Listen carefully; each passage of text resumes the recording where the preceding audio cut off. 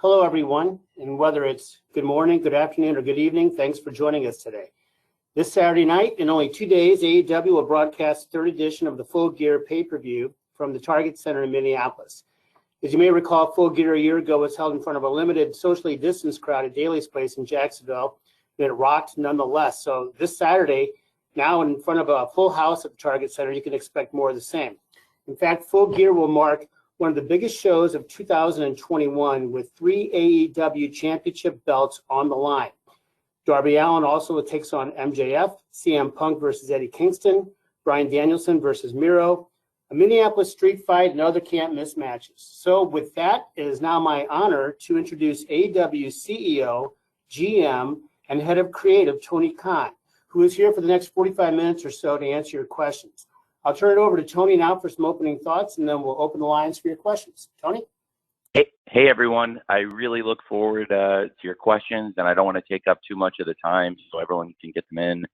I'm very much looking forward to the pay-per-view this weekend, and thank you all for participating in this call and helping us spread the word about AEW and Full Gear. Fantastic. Well, thanks, Tony. So here we go. We're going to start with Chris Mueller from Bleacher Report, and then after Chris, on the on-deck circle will be John Alba from Ad Free Shows. So, Chris, the floor is yours. Thanks.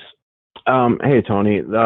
So with Full Gear coming up, we've got a big card here with 10 matches, and previous pay-per-views have been similar length. I was just wondering if that is sort of like the ideal length that you've kind of picked for AEW pay-per-views, or do you ever see that being shortened or expanded for different events in the future? Well, it's a great question, Chris. For the big four AEW pay-per-views, I think we found a great length that works very well for us. We've had really, really great reviews for the pay-per-views we've done, and particularly the All Out pay-per-view, our most recent show, is the best feedback we've ever had on anything we've ever done, any show, and it's the most revenue we've ever brought in from a pay-per-view, and I think it was also the best the fans or the critics have ever received any of the shows. So I really like the format and length of the shows, the 4-hour main card plus the buy-in with a pre-show match or two. So yeah, I think it's a good length of card, and we really found something that works for us very well. Thanks, Tony. Thanks, Chris. Okay, as promised, John Alba from Ad Free Sports is next. And after that, I'm going to read a write-in question from Jonathan Hood of ESPN Chicago. So, John? Jim, thank you, and Tony, thank you for your time, as always. I'd like to ask about Hangman Page, someone who we saw at the introductory press conference for AEW back in the beginning of 2019. He was positioned to be a big star out of that gate, and yet here we are now, more than 2 years later, seemingly ready for what could be a crowning moment. What would you like to say about his journey over the course of that time and how he's grown as a performer, and why is now the right time for him to face Kenny Omega on this stage? Well, it's a great question, John. We talked about homemade stars before in AEW, and this is the epitome of the homemade star. Hangman Page was a young wrestler when he joined AEW who a lot of the hardcore wrestling fans knew, but he hadn't had a lot of experience wrestling on national television, and he's really blossomed under the eyes of the fans and the people who've been watching AEW from the beginning. And we've been really blessed to have a great audience that stuck with us from when we first launched Dynamite in 2019. And there's all these fans that have seen Hangman grow. He actually got the very first shot at the AEW title. He and Chris Jericho, Hangman and Chris Jericho, wrestled in the first ever All Out main event. They had a great match. And then we've seen Hangman grow so much as a wrestler from when he debuted. Obviously, we, had big plans for him. I thought really highly of him since he first came in, and have always believed he's a top wrestler. Now here he is again, getting another opportunity at the championship, and it's a very different company and it's a very different situation. There's so much history between Kenny and Hangman. They had a great partnership. It was something I felt really strongly about from the beginning of AEW, that I really believed in Kenny and Hangman together as a team and what we could build from it. And here we are, and we're still it's still, bearing the fruits of our labor. So I really have always believed in Hangman Page, and I've also really believed in Kenny Omega, and that there's something special between the two of them at first as a tag team on our third ever Dynamite in Philadelphia. We did a match. It was Kenny Omega and Hangman Page versus Jon Moxley and Pac, and that was the first time Kenny Omega and Hangman Page had ever teamed. And I liked it a lot. The match did a really good number, and they kept teaming. And there was so much story. I mean, they had so much chemistry, and then they had this amazing match against the Young Bucks at Revolution, and we just saw they had an amazing chemistry as a tag team. Yet there was something between them where you could immediately tell that someday it was going to be an amazing rivalry between Kenny Omega and Hangman Page. And then they had an amazing match at Full Gear last year, and as Jim said in the introduction to the call, Full Gear last year was held at Daly's Place in front of a physically distanced, limited crowd. But at the time, there was nothing like it in North American pro wrestling. There were about 1,300 fans at Daly's Place at about 25% capacity, outdoors, socially distanced. So we did those shows, as you've all heard me say many times. It was like a drive-in movie where each group of fans had their own pod, and they had their own seating section outdoors. And we found a way to bring outdoor wrestling and live wrestling back. And it was the only place on TV worldwide, really, where the fans could see that kind of wrestling with the fans cheering and going crazy. And what a match it was at Full Gear. Kenny Omega and Hangman Page last year in the finals of the Eliminator tournament to get a shot at the world title. And then from there, Kenny Omega won the world title, and he's closing in on 1 year as the world champion. He is our longest reigning champion, and the company has grown and evolved so much with Kenny as the champion, and he's had so many classic matches already in this run, and I'm very excited for their match. And I think for Hangman Page, it's hard to talk about the story of Hangman Page in AEW without talking about also the story of Kenny Omega. And that's one of the reasons why this Kenny Omega versus Hangman Page match is one of the most anticipated matches, I think, ever in AEW. The character of Hangman Page, I think the fans have grown to love him more. On January 1st, 2020, we saw kind of a more vulnerable side of the Hangman character for the first time. To be honest, on BTE, I watched the BTE show, and the guys do great work on it, and they come up with really funny stuff. And a lot of times, if I see something on BTE that I really like, I'll say I want to use it on Dynamite. And a great example more recently of that is the John Silver Adam Cole stuff. I saw that on BTE. I thought it was great, and I was getting over it. I wanted to use it. And really, John Silver himself, a year ago, I saw John Silver doing all this stuff on BTE, and it was like, hey, like, you're doing all this amazing stuff on BTE. I think, I think you should be doing this on Dynamite. I'm very impressed. And, really cut back to 2019, a year earlier, I had seen Hangman Page drinking on BTE and doing a character. And I thought his acting was great, and I thought the character was great, and it showed a more vulnerable side of the Hangman and made him, I thought, really a flawed hero in many ways. And I think it has made him connect more with the audience, and I think it's worked really well, and it was a big part of the story. And then people were, ready to see him come back from the lowest lows and get some redemption. But it's a great story because there's something in front of him, an obstacle that certainly he's never conquered and nobody's been able to conquer. So I think everybody's really looking forward to seeing what's going to happen at the pay-per-view between Kenny and Hangman. Thanks, Tony. Thanks, John. I'm going to read a question here from Jonathan Hood from ESPN Chicago. Tony, Jonathan would like to know, how likely is it for you to have pay-per-view events in California or other Pacific/Mountain time zone cities in the future? After Tony answers that, we'll be calling on Sean Ross Sapp from Fightful. Tony? So, thanks, Jim. It's a great question, Jonathan. And we are coming out to the West Coast next year in Double or Nothing. I'm sorry, I feel pretty safe about saying it now. I think it's been, it's been difficult not being able to travel as much as we would have liked. And right now in 2021, we're making up a lot of dates that were shows we had scheduled in 2020 and had never done. Like in April 2020, our whole slate got canceled at the beginning of the pandemic outbreak, and it was a run of shows we had of Milwaukee, St. Louis, Boston, Philadelphia, and Houston, and all 5 of those shows we just did very recently here in the past couple months. So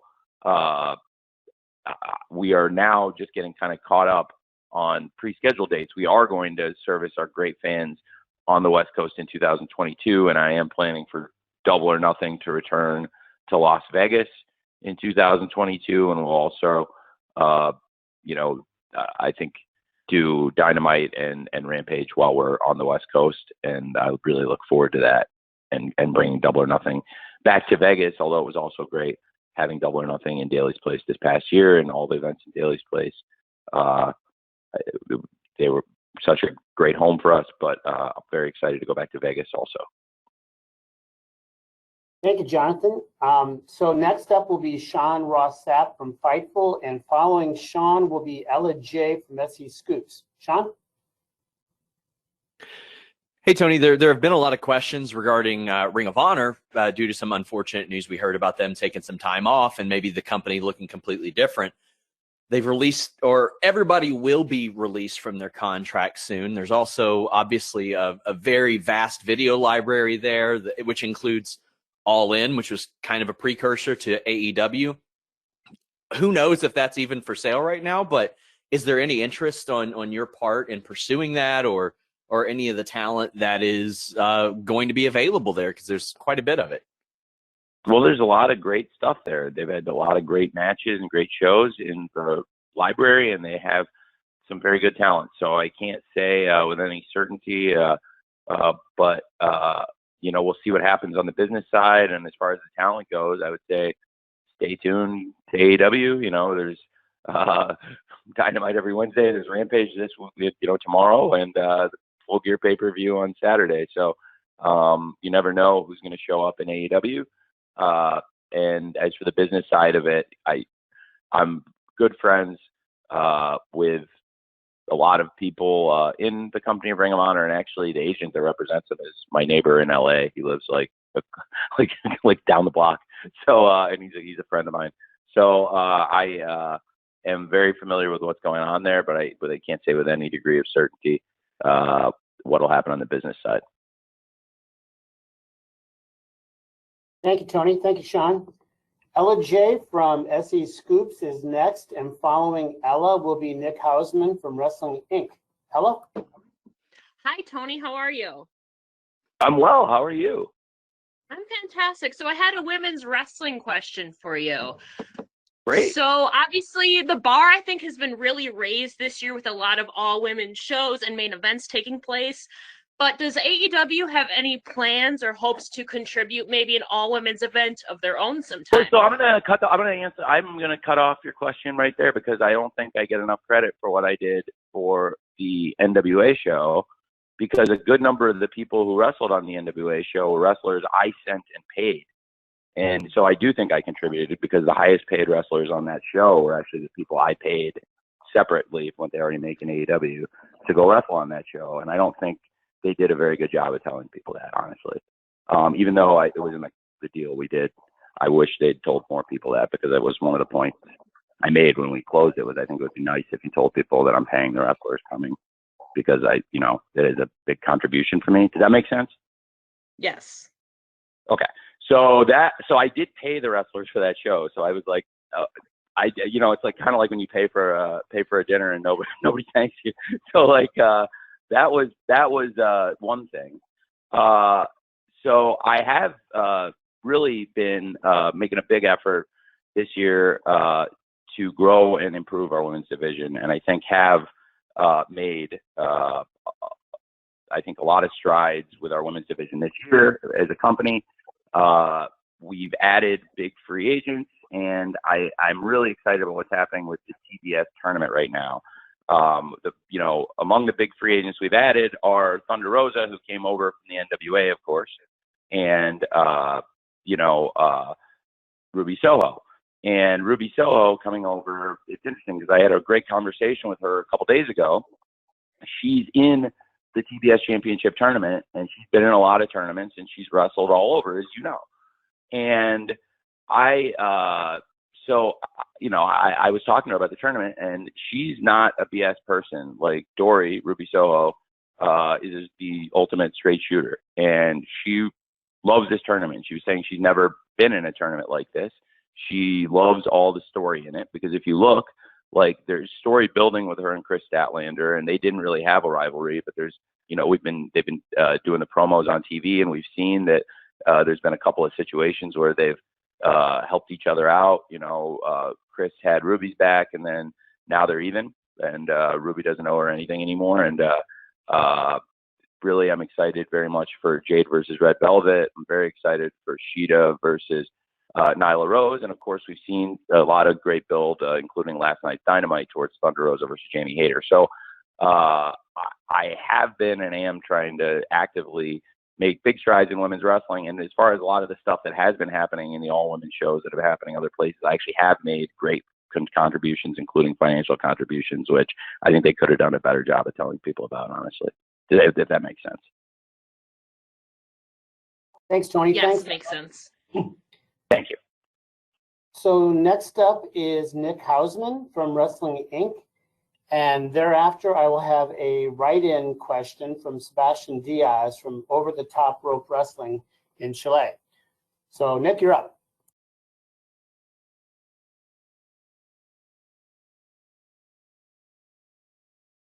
Tony, can you hear me? Hey. Tony? Hey, can you hear me?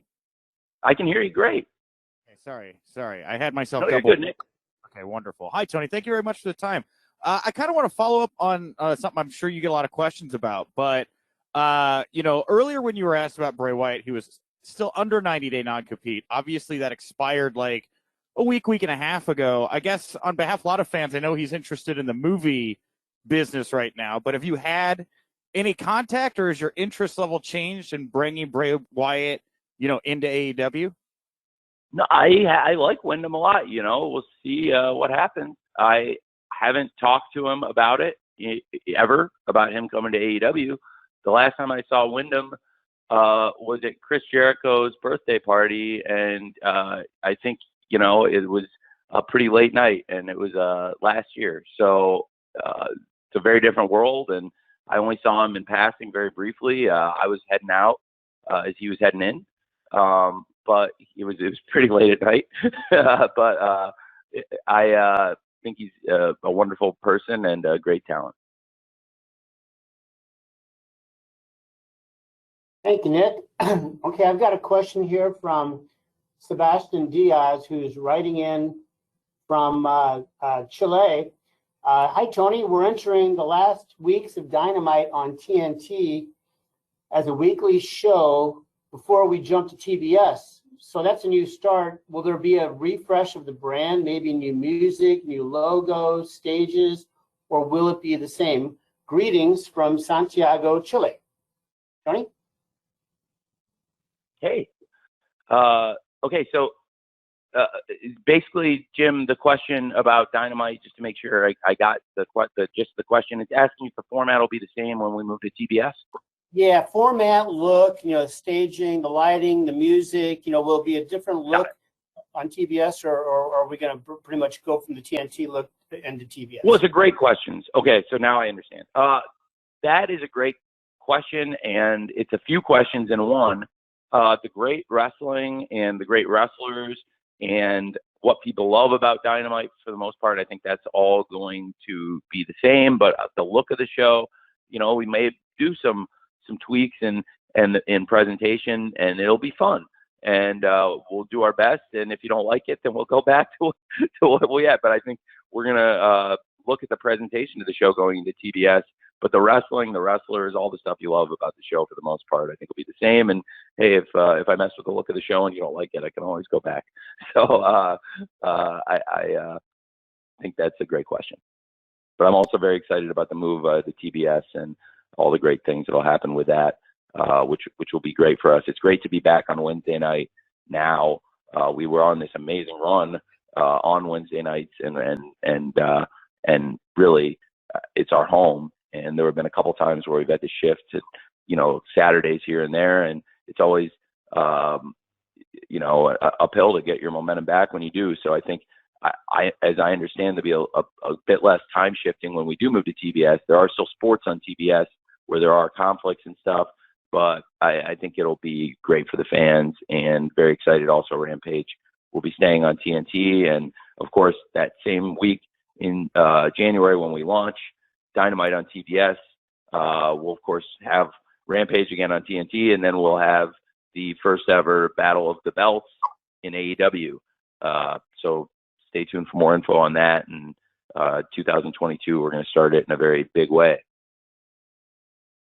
Thank you, Tony, and thank you, Sebastian, for joining us from South America.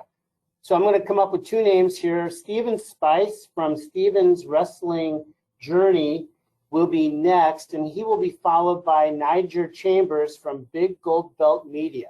Steven, are you ready? Yes, I'm ready. All yours. Hi, Tony. Thank you so much for bringing me on. This means so much to me. Hey, how are you? I love AEW. Thank you. I'm glad to hear it. And so my question is, how do you and your crew develop the ideas of the matches that go on these pay-per-views and every Thursday night and Wednesday? I work really hard, and I work with a lot of different people, and so I stay up really late on Tuesday nights and Thursday nights a lot, and that helps come up with ideas. And a lot of times you're thinking about it all night and or all day, and you never know when the great ideas come to you. And then a lot of other people have really good ideas too. So I talk to lots of different people, and lots of different people have really good ideas, and I have to take all the ideas and figure out which ones are the good ones and which ones are the bad ones. And I try to mostly pick the good ones. And I have a lot of ideas on matches, and I try to organize the show every week based on what would make sense for the fans, and what would make sense for the flow of the show. And, I have to fit the commercial breaks in. And it's a very different job formatting Dynamite versus formatting Rampage. A lot more goes in some ways, to doing Dynamite, where you have all these segments, and there's so many people in a Dynamite, and there's so much stuff that happens in a 2-hour show. In Rampage, it's more succinct because I like to get a lot of good wrestling in a 1-hour show, which is a challenge, but it's also a really fun challenge. So it's difficult in a totally different way. And then the pay-per-views, which you also asked about.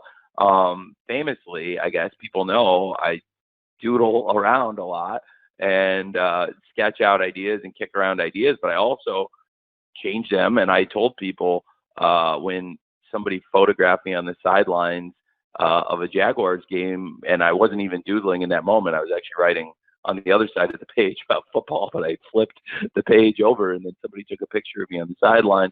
And but as you can see, what I was doodling, I had a lot of second thoughts. I changed a lot of stuff, a lot of new ideas that made sense came into fruition, and frankly, a lot of circumstances changed. So that's how it is, and it's a great question. And sometimes you have a week to think about it, and there's other times, like in the pandemic, where somebody isn't able to come to work, or they have symptoms, or you're waiting for them to get a test back, or you don't want to take a chance, or there's travel. There were a ton of travel issues, and at the beginning of the pandemic, the bigger issue was a lot of people weren't really comfortable traveling, which I totally understood, and it told everybody. I think as Tony Schiavone reiterated this week, told everybody at the beginning of the pandemic, everybody can stay home if they want. We're just going to run with volunteers to keep the show going, because the show is what the money I bring in, which I use to pay everybody. And so with the volunteer crew, that was like, about 29% of the people, I booked the shows very quickly to make sure we had great shows to keep the show on the air. But there were also a lot of really great matches in that time, and memorable moments, like when Sheeta versus Britt, that great match they had where Britt got her nose broken, or so many great matches in the inaugural TNT title tournament, and that's where we held that. And even Orange Cassidy made his TV wrestling debut in that moment. I didn't have a lot of choices. I mean, it was and for all things considered at that point, I did a good number. So I really am very fortunate to have a lot of really smart people who come up with great ideas that I work with, and it's a fun job being able to come up with my own ideas and then sort through the ideas of a lot of really smart people and try to put together a wrestling show that's like about as fun a job as there is. Thanks, Tony. Thanks, Stephen. Next is Niger Chambers from Big Gold Belt Media. Following Niger will be Russ Weekland from Hollywood Life. Niger, you're up. Hey, how's it going, Tony? Very well. Thanks, man. Good. Last night a video kind of went viral on social media after the conclusion of Dynamite, where we see you, Ruby Soho, CM Punk, and Cody Rhodes invite a fan into the ring as he celebrates being cancer-free, which is a very special moment. Really touched me. I thought it was one of the best things I've seen on social media in a while. Could you talk a little bit about how does moments like that happen? How do you connect with the fans and be able to have that type of connection and outreach in such a quick moment to make these moments happen? Well, I love booking when it's fun stuff like that and you're not worrying about booking for ratings. So that's like the fun side of booking. So I was in Gorilla, and during a commercial break, we were doing the thing where it was Pac versus Dax, and we were in commercial before the main event match, and then we had the contract signing for Kenny versus Hangman after that. And I was by Cody, and I had planned for Punk to go out because the crowd hadn't gotten to see Punk yet, and I wanted to make sure he interacted with the crowd because he was on the show fighting backstage with Eddie, but the crowd hadn't heard from him and seen him, and I know it would mean a lot to a lot of the people for him to come out and be there. So I had mentioned to Cody I was going to go out with Punk, and Cody had said that he'd heard, and Cody does such a great job of community outreach, and he works with a bunch of great people, including the captain Sean Dean and Thunder Rosa and other people in AEW, including Amanda Huber, and they found a fan who they said was cancer-free, and that was really cool. And so I said, all right, well, that's what I'll do is I'll bring out Cody, and then I'll bring out CM Punk. And then Punk told me, reminded me really, that this is Ruby's hometown. And he said, why don't I bring out Ruby then too? And that's another pop, and that'll be great. And I was like, yeah, that's a great idea. We'll definitely do that. And so that's what we'll do. And that's what we did. So that is, like I said, when you're not booking for ratings and it's easy stuff like that, that was just a fun thing. So that's literally how it all came together. And it was really nice to meet Joe. And I think hopefully it was a good moment for Joe, and also just try to make it a nice moment for the fans in Indianapolis, and also for Ruby because it's her hometown, and she's a big star, and we want to treat her like a big star, and it was cool for her to have that moment. Thank you, Niger, and thank you, Tony. Okay, next is Russ Weekland from Hollywood Life, and then I will follow that with a write-in from Mark Madison from Pro Wrestling Post. Russ? Yeah, hi. I was hoping any date on the Owen Hart Memorial Tournament. Yes, I'm so glad you asked. There will be updates on the Owen Hart Memorial Tournament after Full Gear. There's so much on the card, right? And there's so many stories, and the show is so jam-packed, and I didn't want the Owen Hart Cup to lose the focus when I start talking about it. But the Owen is going to be a big prize in AEW, and I'll have some interesting announcements about it. One thing I will say right now, you know what? I'm going to save it. I'll save it till after Full Gear. You guys will get more announcements on the Owen Hart Cup. I think I'll save it for Dynamite or Rampage after the pay-per-view. But stay tuned on that one. I will give more updates on the Owen Hart, and I have something fun I think everyone will really enjoy. Thank you, Tony. Stay tuned, Russ. So Next, I'm going to read you a question, Tony, from Mark Madison of Pro Wrestling Post, and then after Tony answers that, next up will be Stephanie Chase from Digital Spy. Here's the question from Mark, Tony. With Eddie Kingston's recent Players Tribune article in which he poured his heart out, could you see back when he initially joined AEW what his contribution to AEW and to the locker room would be eventually, a year from now? And did you foresee the kind of person that you would have, in Eddie Kingston at AEW? Yes, pretty quickly. I connected with Eddie Kingston immediately. He's a very, very close friend of mine, and I didn't know him until he came in. But I connected with him very quickly and tried to find a spot for him right away, too. If you remember, he debuted against Cody, and it was a great match. And it was when Cody was the TNT champion, and we did the open challenge. And Cody came to me with a list of people when he wanted to do the open challenge, and there were a bunch of really good names on it. And the names I think a lot of the people on the list I did end up wanting to use, and then I had some names of my own, but two names he had that he really wanted to work with that have been great were Ricky Starks and Eddie Kingston. And I felt really strongly about them both after they had the match with him too, and he did a great job in the matches with them, and they both did a great job in the matches with him. And in both cases, I had something for them. Now, in Ricky's case, it was right when he was in the ring. I knew I wanted to use both of these guys on Dynamite, and in the pandemic era, when stars like this came, across your desk, you really wanted to hold on to them.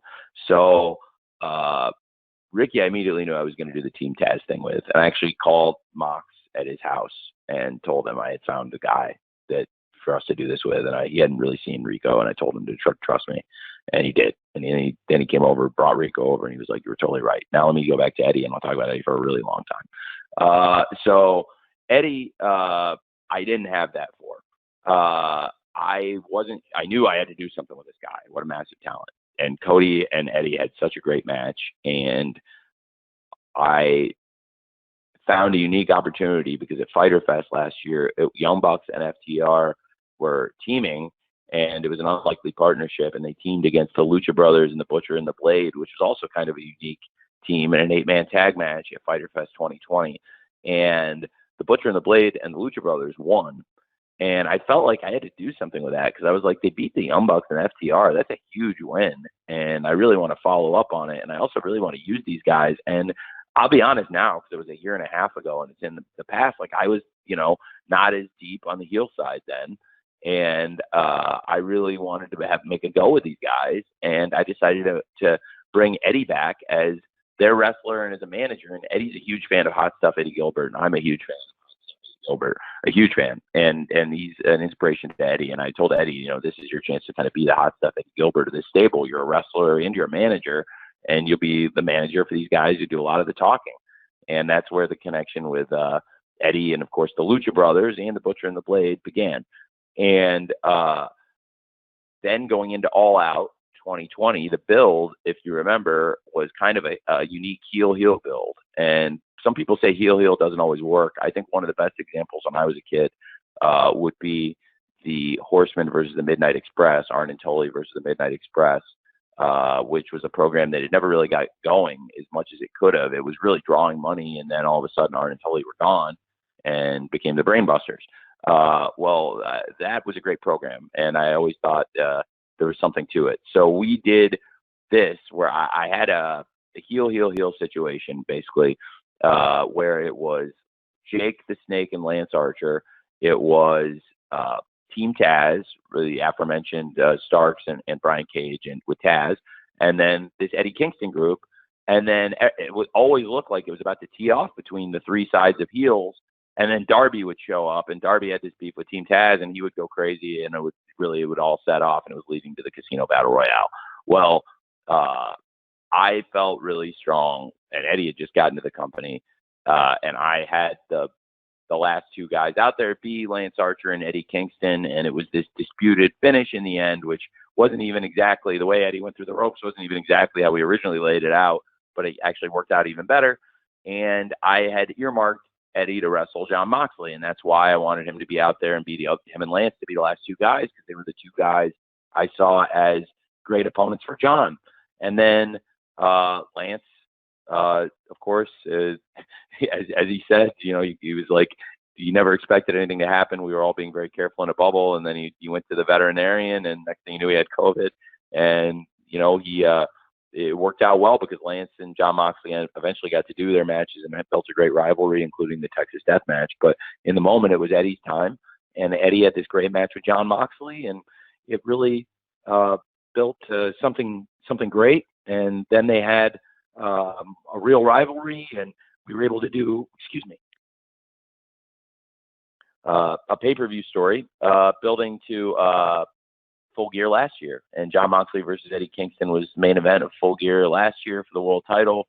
And Eddie Kingston's been a huge part of the company. Now, so that's the yes to your question. And now to the no, I mean, Eddie's, I knew the hardcore fans loved Eddie, and I also had seen that he had crossed over to a mainstream audience, and this was a person you could push on national television as a main event wrestler. But I don't want to undersell how far he's come in the past year or two, and also how far he's come outside of the ring, because I knew Eddie had some struggles, but getting to know him more in the past year, I've learned more and more about it and how far he's come. And the people who knew him before I did tell me, like, you wouldn't believe how far Eddie's come, like, if you knew him back then. So, yes and no, but as a wrestler, really, since he got here, I've always believed in him, and I'm not surprised at all how well he's done. And I absolutely believed in him to put him in, on a pay-per-view in such a critical position in one of the biggest matches of the year, Eddie Kingston versus CM Punk. Thanks, Tony. Thanks for the write-in question there, Mark. Stephanie Chase from Digital Spy is next, and Stephanie will be followed by Jim Barcelone from the Miami Herald. Steph? Hi, Tony. How are you? Great. How are you? I'm great, thanks. I wanted to ask you about the Inner Circle versus American Top Team feud and Full Gear match. What made you choose the Inner Circle for this position to go against American Top Team? And laying out the feud and the matches we've seen so far, how have you found balancing the idea of protecting the AEW guys versus outsiders when, in this case, the outsiders are legit MMA fighters? And if I can sneak in another one, Paige Van Zandt has been so great. Have you spoken to her at all about eventually wrestling? That's a few great questions. And, well, the way I came up with it was being good friends with Dan Lambert. Again, through the pandemic, Dan came and visited and was at the shows, and is a big wrestling fan. He's a big fan of old school wrestling, as he's made very clear. And he's also a big fan of modern wrestling, and he's a really intelligent person. And he had in his stable an American Top Team in his camp. He's got some of the best fighters in the world. And the idea for Inner Circle to be their opponents, I had gone to Chris and I told him, I think there's something really here, and maybe I'm crazy, but Chris totally agreed. And it's funny because I've seen all these arenas with all this heat, and now looking back on it, it's amazing how far it's come. And we've been at Arthur Ashe Stadium and big arenas across the country, and wherever we go, Dan gets insane heat, and the American Top Team get booed, and people love Chris Jericho in the Inner Circle. So it's I think it's a great pairing, and it's produced some of the loudest reactions from the fans we've heard in a long time. And I think people are having a lot of fun with it. It's a cool rivalry. It's gotten us a lot of mainstream buzz, which I also expected going into it, because when you have things like Jorge Masvidal throwing the flying knee at Chris Jericho, that is going to get picked up. And in that case, it got picked up almost every outlet. So it was some of the biggest mainstream coverage we've ever had, along with, other huge stars we had in AEW like Shaq and Mike Tyson. And this got picked up on that level, along the lines of Shaq, Mike Tyson, Snoop Dogg, and other great celebrities who come into AEW. So the American Top Team have, I think, been great for us and will be great for us. And the Inner Circle also are, since the beginning of AEW, steadfast parts of the show, and really very excited for the Minnesota Street Fight. And Paige Van Zandt, what a great talent. I'm a huge fan, and I really like Paige. Paige and Austin, and have been here a lot, and I would love for them to keep coming and for Paige to do more. Absolutely, I think she's tremendous. Thank you, Stephanie. Next up will be Jim Varsalone from the Miami Herald. And Jim will be followed by Bill Pritchard from WrestleZone. Jim, you're up. Unmuted. Oh, thank you so much.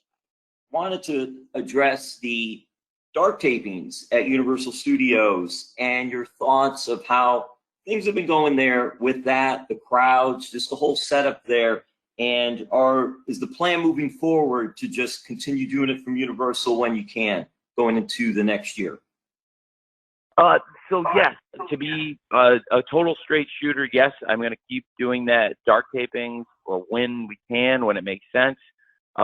When we've done live rampages, as many of you know, in the wrestling media, we've also taped dark there and done elevation at Dynamite, which is what we did this week. So we will again tape dark tomorrow before Rampage. So I am expecting that to continue to kind of be the cadence, and we can look forward to more dark tapings at Universal. The fans have really enjoyed them, and I've had a lot of fun at them too. If, any of you who've been at them, I think they've been really fun shows, and a lot of the big stars have been very generous with their time too. So it's a fun thing we've been doing. Thank you, Tony. Thank you, Jim. Bill Pritchard from WrestleZone is next, and Bill will be followed by Samantha Shipman from Daily DDT. Bill? Hey, Tony, how are you? Hey, Bill. Great. How's it going, man? Not too bad. Thanks for taking the time for this. I actually wanted to ask about Lio Rush. He made his in-ring return this week, and just wanted to get your thoughts on... Oh, happy birthday. Just wanted to get your thoughts on how that's going, if there's any plans to, keep them as a dedicated tag team, or if it's really just feeling things out right now and use them as best as you Well, I think it's a story that is developing between Lio and Dante. So without saying too much, I don't think you or anybody wants me to probably say where exactly they're going. But I really have enjoyed it, and I've had a lot of people come up and enjoy it, and it's something that I felt really strongly about. And I haven't made it a secret that I really like Lio, and I think he's a tremendous talent, and I think he's benefited from the coaching that I've given him, and he's gotten great coaching from others. I think Sanjay did a great job on that match last night, coaching with them, and Sanjay and I work real close with Lio and Dante and with Seidel and Moriarty. So I am a huge fan of Lio Rush, and I really think he's got a lot. And like I said, it's his birthday. Happy birthday, Lio. And I think he's had. I'll choose my words carefully here. When Lio retired from wrestling, he came in, he did one show for us, he retired from wrestling, and I actively recruited him to come back, and thought it would make a lot of sense for Lio at his young age, once he got over the injury, to just trust me and like let's give this a shot, because I think he'd had a tough go other places, and he was mentally, it seemed, really burned out on the wrestling business, and he's done other things. He's a great athlete. He's also got a great personality, and he's been on MTV The Challenge, which is a big show. And but if he's not wrestling, I think he's not using great talents that he has. And so I'm glad people got to see that last night. He had debuted in the Casino Battle Royale at Double or Nothing, but then we had never seen him wrestle on TV or in an actual sanctioned match.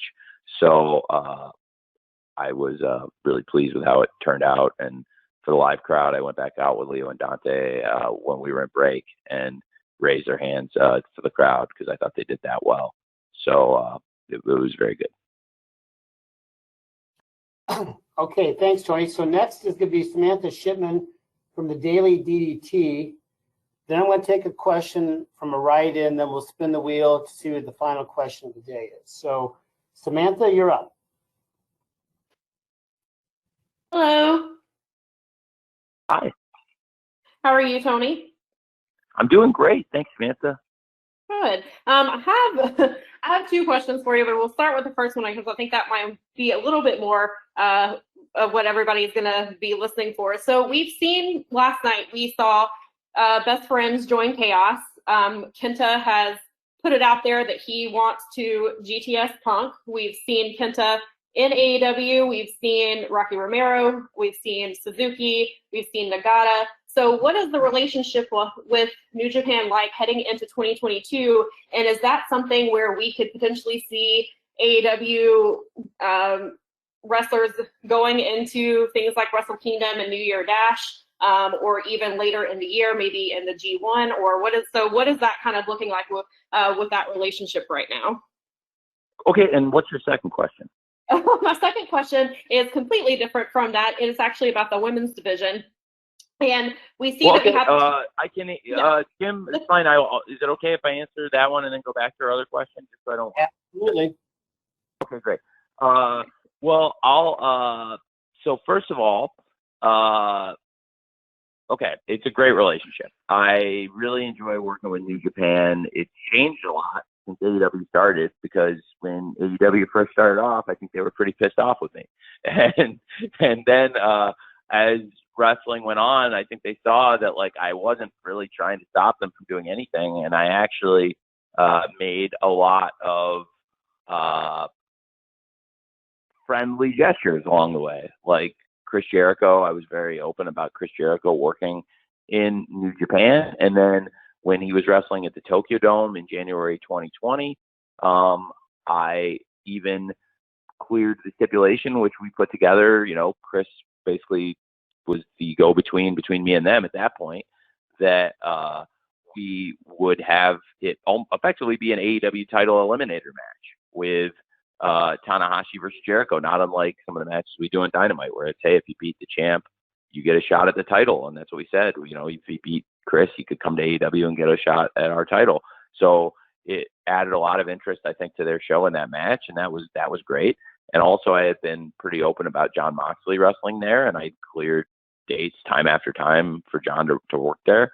And so I think they saw this was a good relationship, and I have a good reputation for being an honest person. So even though I kind of came out of left field and I was a new player in the game, I think I raised their antenna early and made them pretty nervous. And then the more I built a reputation in the sport, I think they wanted to work with me. And so now I talk to them on a regular basis, and we put matches together, and wrestlers from AEW go there. And as you said, I mean, you said it yourself in the question, I don't have to name all the different people that have come through from New Japan to AEW, but you've given a good list to start with of a number of people. And there's more, I think, in there, and there's probably more to come. So there's a lot of things we can do. And I'm a fan of a lot of their stuff. I was really pleased how many fans loved the Roppongi Vice theme last night, because I felt really strongly they should come out to the Roppongi Vice theme. I thought it would, for the fans that do like both shows and have watched both shows, you know, people remember the Trent and Rocky team. So if Orange and Rocky are coming out, it makes a lot of sense. Plus, I mean, it doesn't hurt in terms of building anticipation for Trent to come back, which I'm looking forward to. I'm a big Trent fan.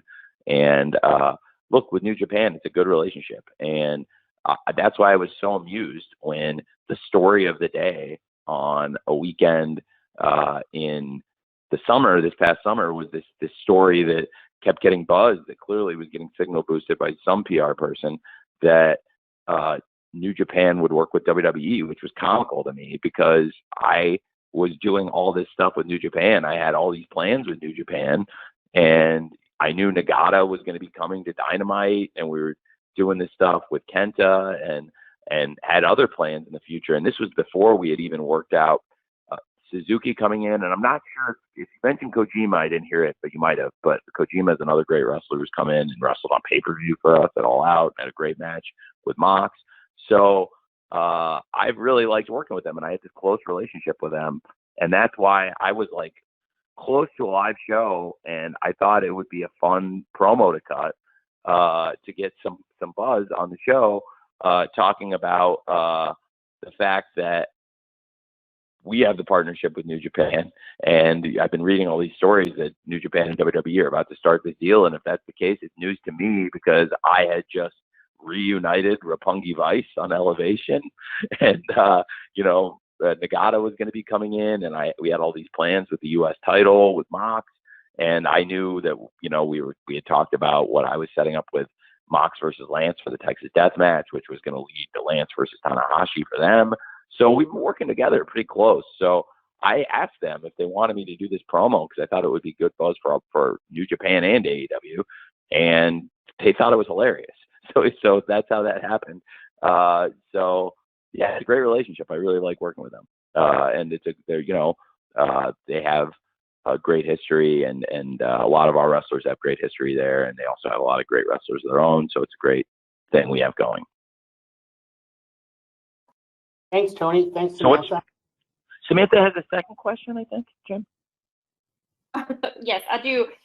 So thank you, first of all, for the very thorough response to that question. That definitely answered a lot of questions. So my other question is about the AEW Women's division and how much it's grown. And we see, obviously, the TBS Championship is we're about to crown a winner very soon. So will you be treating the TBS title on the same level as the AEW Women's Championship? I think you should think of the TNT Championship and the TBS Championship as sibling championships. Okay, that's where I was going. So it is. I mean, I think the TNT Championship is one of the most important championships in wrestling, and it's been defended in huge matches. And at times, I mean, we've done massive ratings, and some of the biggest ratings we've ever done on Dynamite are for TNT title matches. And you can look back. We've had some monster ratings for things like Brody Lee versus Dustin Rhodes for the TNT title right after All Out 2020. Cody and Brody in the dog collar match did a great number, and Darby versus Brian Cage did a really good number, and Darby versus Matt Hardy, Falls Count Anywhere for the TNT title is one of the biggest numbers we've ever done. So I think the TNT title has a great history, done some really big numbers, and then our women's championship, again, Dr. Britt Baker's great champion. Whoever wins the TBS championship, I think we have a number one contender, Ty Conti now, that's in line, to me, to wrestle for the world title. So the way I did the TBS championship bracket was, okay, let's take the top five, and you had number 2, 3, 4, 5. So you had, Jade Cargill, Thunder Rosa, Nyla Rose, and Chris Statlander. I gave them what we would do in like seeding in the NFL or in a lot of sports tournaments. You would take the top seeds and give them a bye. So as we were building, Ty Conti, I think, is, by the way, we're talking about our women's division. It's not on the subject of the TBS championship because Ty Conti's wrestling for the world title. But I have to say, Ty Conti is one of the most improved wrestlers in the world. And I always thought she was a great prospect. And for years, I really admired her. She's one of the people I was really shocked we were able to hire, because it was somebody that I was surprised got let go. And when she got fired, I wanted to snap her up very quickly. I was a big fan of Ty Conti, and I think she's a great number one contender. And I'm really excited for the Ty Conti versus Britt Baker match. Britt's been a great champion for us, and Ty is a great number one contender. So the TBS championship, I took the rest of the top five, who are all also top contenders in line, gave them the first round buys, and then took the next 8 and built a 12-woman field. And now we're into kind of I don't want to upset the NCAA, but I will not call it the Elite 8, but we're into this really great 8 final women, and really excited for the quarterfinals of the TBS Championship Tournament. And I think it would help a lot. I'm a huge believer in the TNT Championship. I really love the title, and I think Sammy's one of the pillars of the company, and I'll have great matches to come. And I just think that if you could think of it as like the sibling championship, it'll be treated very similarly. Okay, thank you, Samantha. Thank you, Tony. Okay, I've got one write-in question, and we've spun the wheel in the last few minutes here. So Garrett Martin from Paste Magazine will ask the last question after I ask Tony this write-in question from Daniel McMahon Young of Gatekeepers. Tony, his question is, with AEW having such a diverse fan base, what do you think has been AEW's biggest strength in attracting non-traditional wrestling audiences in the last 6 months or so? It's a great question, Jim. Well, I think wrestling speaks to everyone, and I don't think you have to be great at sports, but you can be. And I think like wrestling brings lots of people together, because when I was a kid, like wrestling was kind of the intersection of, and I'm just speaking from my own experiences as a kid and as a fan before I was like a wrestling promoter, booker, or executive. So I've seen wrestling bring really diverse groups of people together, people that are, jocks, and people that don't play sports at all, and people that are really into music, or people that are into art. And it's just an intersection of a bunch of really unique communities of people. So when you bring in people with unique interests, like, as I've said, whether it's music or sports or something completely different, you will get all kinds of different people. And so, and wrestling's also not like some sports where it's only popular in one part of the world. Wrestling's big in a lot of countries, where some sports that we watch on TV or that are big on TV and do good ratings in America, for example, they may not be as popular as wrestling in a lot of these other countries. So wrestling, it's big all over the world, and I think it just speaks to a really diverse group of people. And AEW now has gotten great penetration, and as we go into our third Full Gear pay-per-view and we go into our final pay-per-view of this 2021, it's really our first chance we've had to show off this new roster of wrestlers. And I'm very excited about it, because we have all these big stars we've signed, CM Punk, Adam Cole, Bryan Danielson, Ruby Soho, and many others in the company. And the company's really grown, and I'm really just very excited, because coming out of Full Gear, I think people will see more so than ever, looking back at where we were a year ago, how far the company's grown. And to your question, because it's a great question, I think also, trying to add AEW in more countries, trying to expand our TV. We've got Dynamite on a lot of places, now getting Rampage on more places, and making our pay-per-views available on different countries, on different platforms. I think we can continue to grow the audience worldwide, which will help us make an even more diverse fan base. Thank you, Tony. Okay, we're going to call on Garrett Martin from Paste Magazine. And Garrett, you're up. And after Tony's response, then we'll wrap this up. Garrett? Cool. Hey, Tony. Thanks for talking. So let's circle back to Full Gear for this last question. I know a lot of people, they're expecting something like a coronation for Hangman this weekend. Now, how did his paternity leave impact the timing of that and your plans? And how different would the last 2 months of the main event scene have been if he hadn't taken that time off? Well, I don't want to say what my plans are. I think everyone's going to have to watch here and buy the pay-per-view to see what exactly is going to happen with Kenny and Hangman in the world title match. I have looked forward to doing Hangman versus Kenny for a long time. Him taking time off absolutely impacted the main event scene, because Hangman Page was one of the top contenders and is one of the key wrestlers in the company. So it was something I was had to pay close attention to, absolutely. But on the other hand, I tried to make lemonades out of lemon, as I'm often doing when there are challenges with scheduling shows and with people traveling and coming to the shows. And in this case, if he wasn't going to be at the shows, I had to make the best of the situation, and I think we did. And to be without one of our top stars in the company, and still put together All Out and have All Out be such a great success and be so well received by the fans, and also such a commercial success and sell well over 200,000 pay-per-views worldwide. And that was before people knew for sure that Bryan Danielson and Adam Cole had come into AEW. And now that we've got this amazing roster of people here, it's pretty amazing to me how far we've come. But now, really, again, this will be the first time we've been able to show off so much of the new roster at one time. So I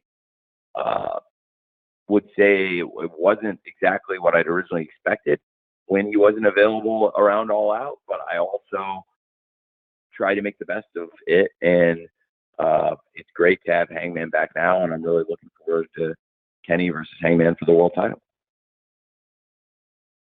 Thanks, Garrett. And Tony, thanks for the extra time today.